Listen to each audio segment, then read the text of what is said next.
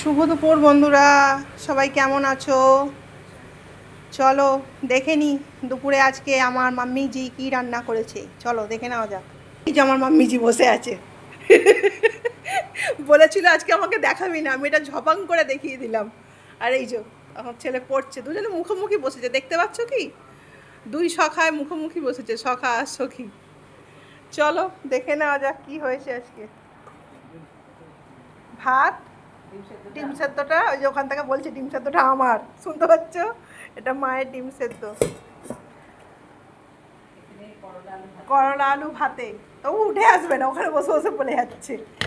করলা আলু ভাতে, এটা একটু মুসুর ডাল সেদ্ধ করা আছে, আজকে একটু সেদ্ধ ডাল খেতে ইচ্ছা হয়েছে ওই জন্য।